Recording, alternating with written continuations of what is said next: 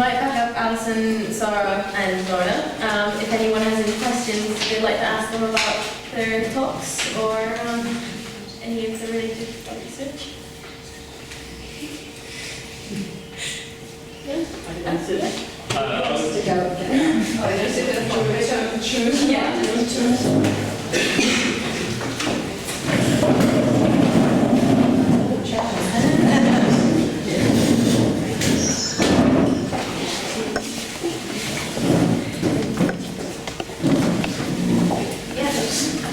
Cool. I have a question for, is it Sara?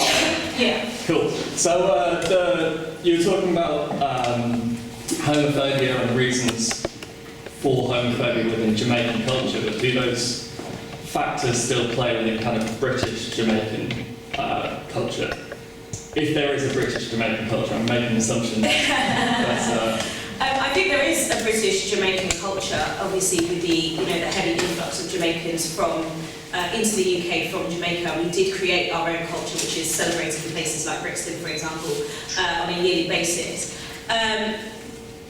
I don't necessarily know if those factors are existent in British Jamaican culture. I haven't really looked into it. Probably, to be perfectly honest, because those beliefs and values, I mean, as much as I probably shouldn't publicly admit it, the causal elements that I discussed in my talk are present within my own family. With Jamaican males, my uncles, my brother, they do exist. So it probably does, because obviously people's values and beliefs came with them when they came. But in terms of actual theory or evidence, I unfortunately don't have any to give you. Apologies.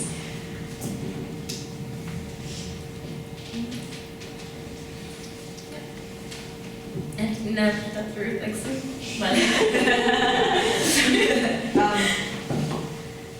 I've got a question for Lorna, and I've also got a question that I think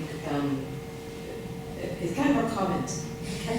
But I tend to ask questions like that and invite them. So let me just ask you the question to Lorna. Lorna, the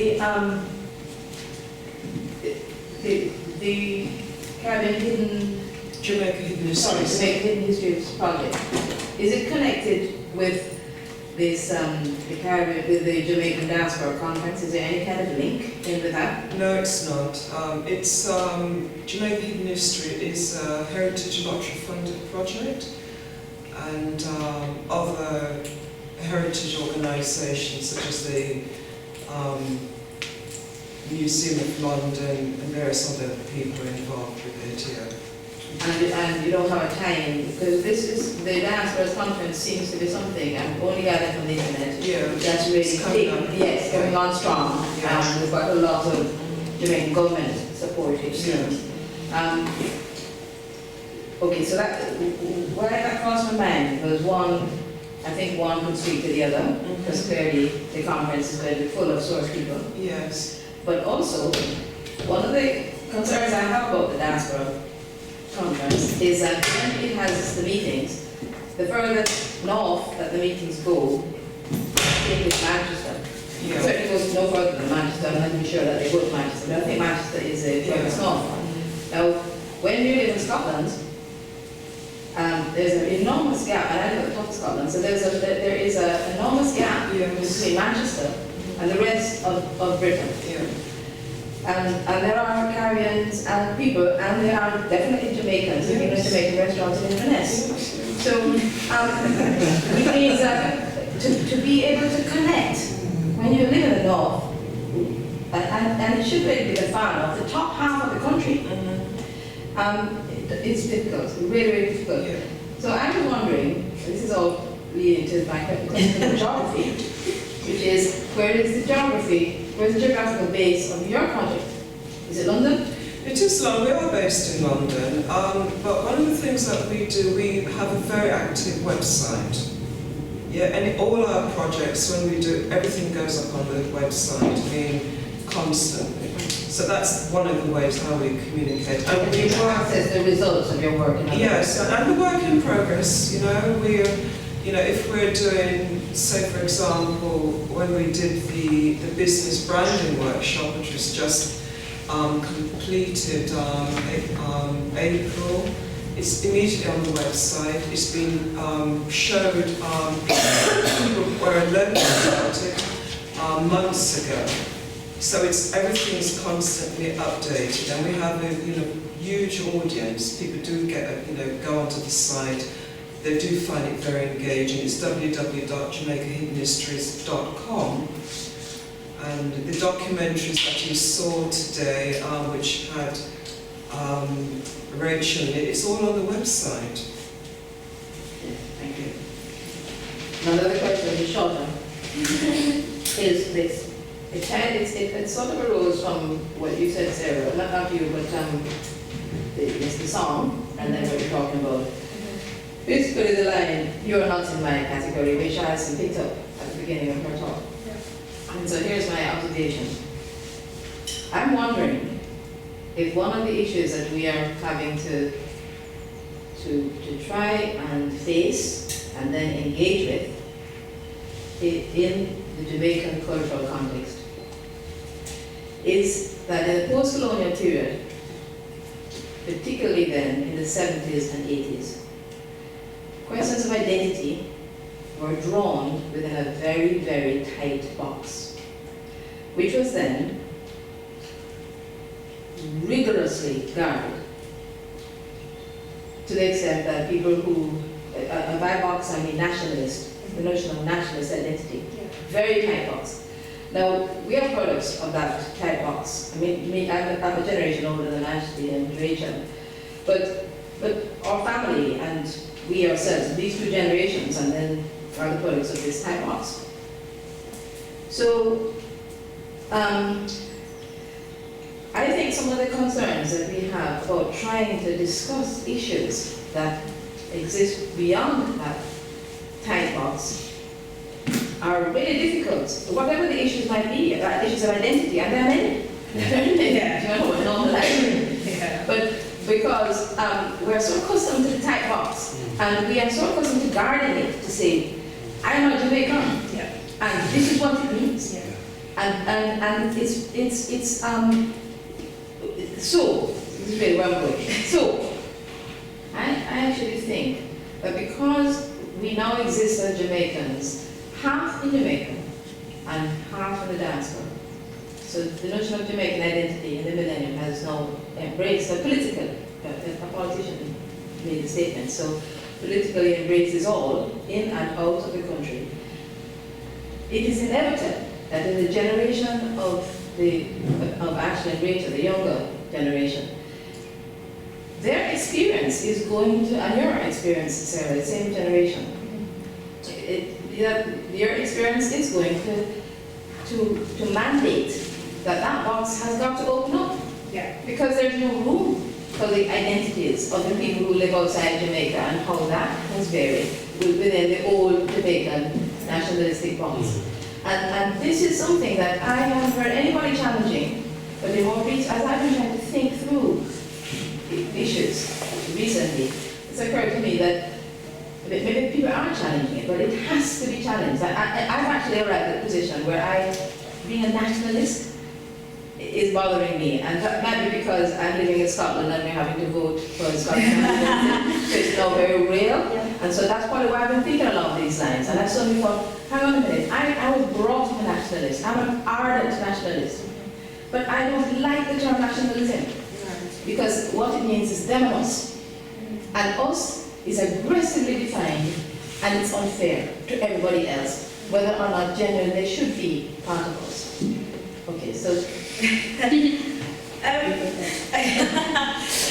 no, I completely understand what you're saying. I mean, one of the things that I came across when I was doing my research was the idea that, one of the commonly cited reasons, again, for homophobia in Jamaica when you talk to Jamaican people, is that homosexuality was a Western perversion, and therefore a white perversion that was sort of being imported into Jamaica, and so it had to be resisted because we've got, as you said, our tight box that defines who we are as Jamaican people, and particularly who Jamaican men are and what they are meant to be and how they're meant to look in Jamaican society.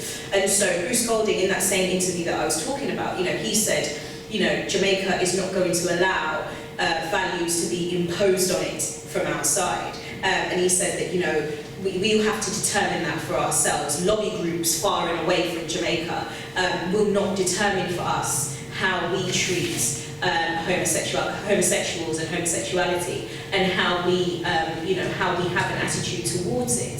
So I think in many ways you are right. It is the responsibility of mine and Ashley and Rachel's generation to open that box. And I think that, Jamaicans, from what I understand, and I was speaking to one of my friends in Jamaica who is gay and who helped me with this and who is still helping me now.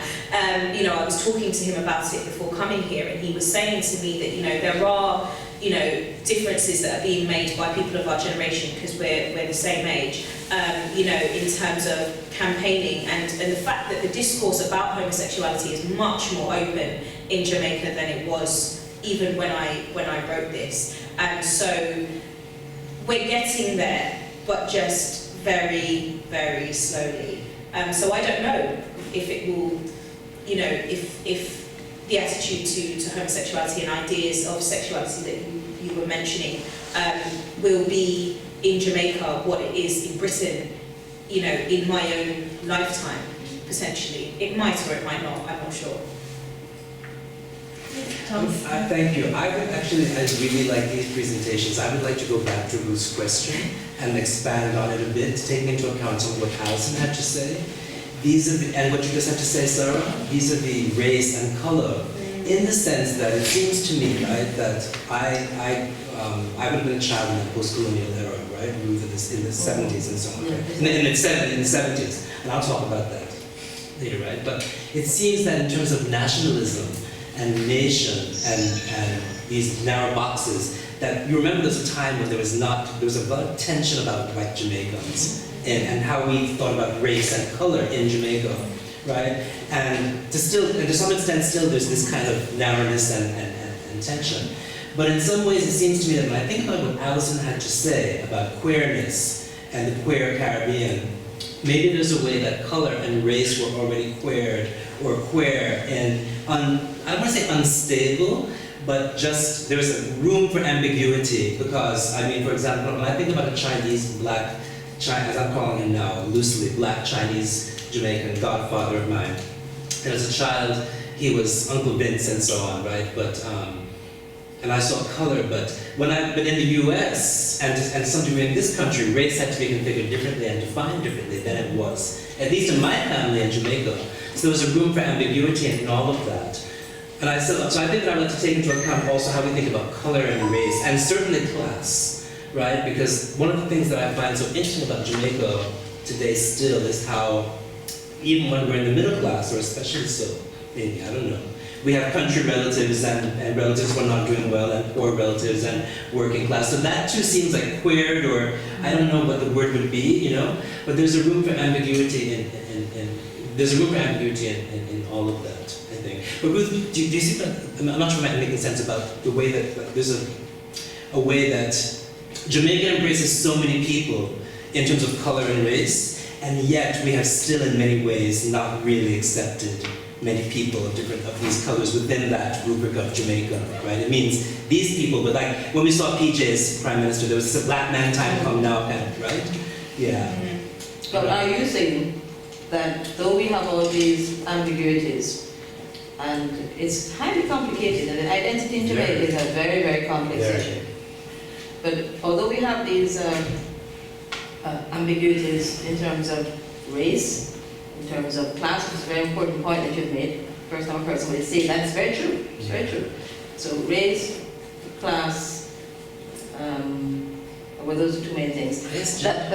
But that when it comes to gender, we're so afraid or so uninformed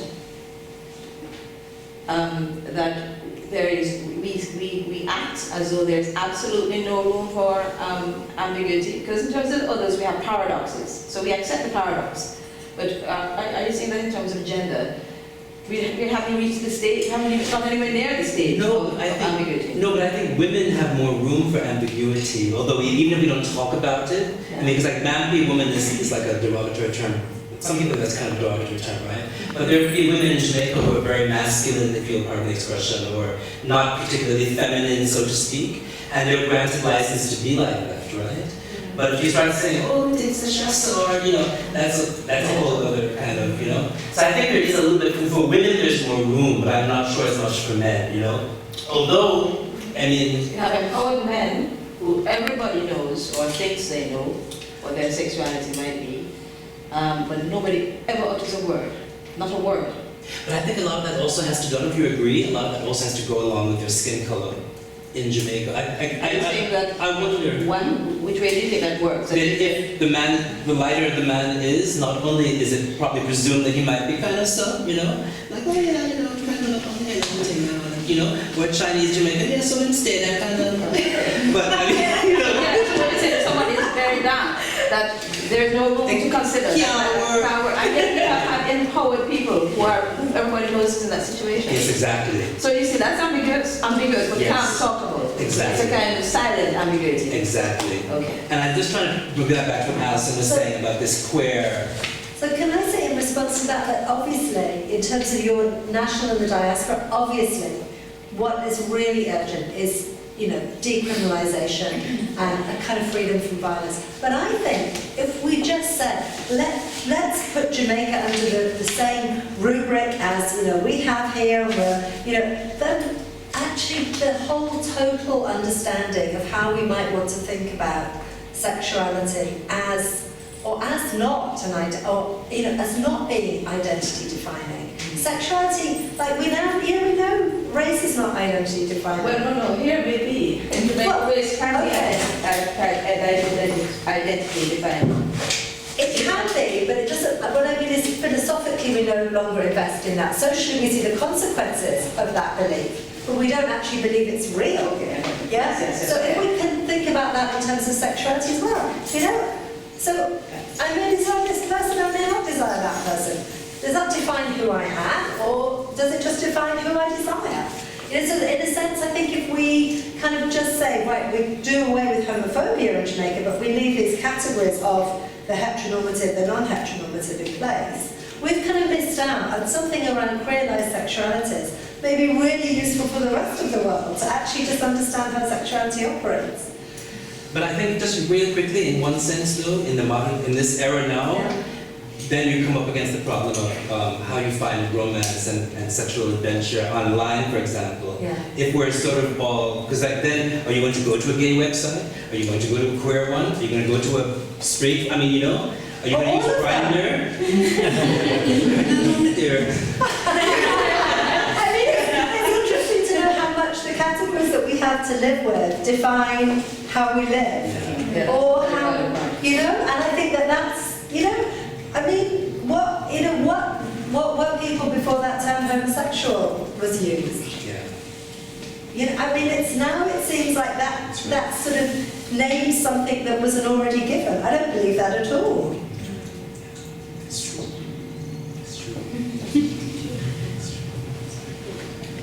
Did you have a question? Sorry, not as deep as the one. But I feel like I'm much more informed about the struggles of gay men in Jamaica. But I don't really know what's life like for gay women in Jamaica. Because my study was basically focused a lot on men, because that's where most of the reported or publicised violence takes place. Interestingly, one of the things to say is that there has actually been really incredibly little proper sociological research done on so Sara's account of your three factors. So back in November, we ran a workshop here on Caribbean sexualities, and a Jamaican sociologist who works at Goldsmiths called Keon West presented his work, and he showed how from the work that they've done, it seems that religious belief is a factor for intolerance, so for prejudice, both against gay men and women, and the dance hall, but it's not a factor for violence. So people might express prejudice, but they won't act in a negative way on that. Whereas dancehall was adapted for both the expression of prejudice and also acting in a violent manner against people. And again, that was both for male and female subjects. But I think the truth is that we've got very, very little actually kind of, proper, research done to find out what people's lives are. And it should be said that there is something against female pleasure, full stop, in all of this. I mean, what's the misogyny that's kind of, welded to a lot of the homophobia. So, the dancehall artists don't only say, that you mustn't have sex with men, but you mustn't go down on women. You mustn't. There's whole kinds of ways in which the configuration of masculinity is about a particular regulation of where pleasure should and should not be distributed. So female pleasure from females is actually a very kind of interesting arena, because it's both somehow licensed and demonized. So I think, the truth is that there's not been a lot of space for articulation, and a lot of, because I said that, because of the focus on repealing the buggery laws, and because of the kind of, NGO kind of focus on HIV, there's been much more attention and voice given to male issues. And I think, that there are lots of organisations now working on women's issues, but they also tend to want to represent women's sexual health right across the board, to look at the difficulty around, unwanted pregnancies, sexual violence, Thomas. To just add to that? Yeah. Just to say that in Jamaica, that, now still has been this way for a long time, right? That there's not really any attention really lastingly paid to sexual violence against women, and particularly to that violence against women living in poverty and in reduced, circumstances, so that many lesbians, women who are same gender inclined, might be thinking first about, as was the woman in the film, their children and their livelihood and how they're going to make a living, as opposed necessarily to, I am a lesbian today, and, they might be thinking that as well, but these other material concerns come in, and the LGBT, the G movement, right, in Jamaica hasn't really come into, even now, with the violence against women reality yet entirely. They haven't really made a connection entirely. That was one of the faults of the gay movement, the G movement in the very beginning. Yeah. Even back in the 70s, that was one of them. Absolutely. Can I just say very quickly, I know we need to wrap up, but just to sort of answer your question, I guess in many ways it's kind of fair to say that with the prevalence of this idea of anti-buggery laws and gay men and HIV in Jamaica, which where a lot of anti-gay sentiment, particularly in music, started to stem from when it became prevalent in Jamaica, when HIV became a massive, problem out there. Women, and particularly lesbian women, are very much largely ignored in public discourse. The prejudice is definitely still there, but in many ways it's not as overt as it is in terms of men. I mean, I had a conversation once with a fairly elderly Jamaican man who shall remain nameless, but when I was talking about his homophobia and why it exists and etc., and I said to him, what about lesbians and stuff, and he just said to me, well, the women, they don't really matter, they're just messing around, they don't know what they're doing, and that is very much, I don't know how much it is, between the sort of younger generations. I mean, this man is now in his 70s, but that is very much the attitude. They're just women. And if we're not objectifying them, we don't need to talk about them. And it's more sort of focused very much on men, and that's something that needs to change, because as Thomas pointed out, sexual violence against women is another problem that Jamaica does need to address. Cool. Just one quick thing. It is interesting though that in Kingston at least, right, there are a number of sex clubs where women do lap dancing and live sex acts, and they do same gender. Many lesbian, not many, but some lesbian friends of mine go there with their girlfriends to watch these live women's sex acts, right? And it's very strange how it's interesting how these women performing sex with each other as lesbians on stage, right? That's consumed by a mostly Jamaican male population. These are not tourists coming into these clubs, right? It's amazing in Kingston. These are Jamaican men middle class, working class, policemen come there, go there. I usually drive by nearby on Oxford Road. Hi, Royale, what's it with them? But we've been there. Like Central, I mean, New York. Right. Crystal Palace was another one, right? No, and now it's for Eastern European women. But these were Jamaican women, brown and black Jamaican women. Not so many white Jamaican women, as far as I know, coming to perform this. So these men, the way they respond to lesbianism, and the way the women would respond to it, the lesbians would say, let's go and see live porn. You know, it's interesting. You know? I don't know if anyone's written about that either.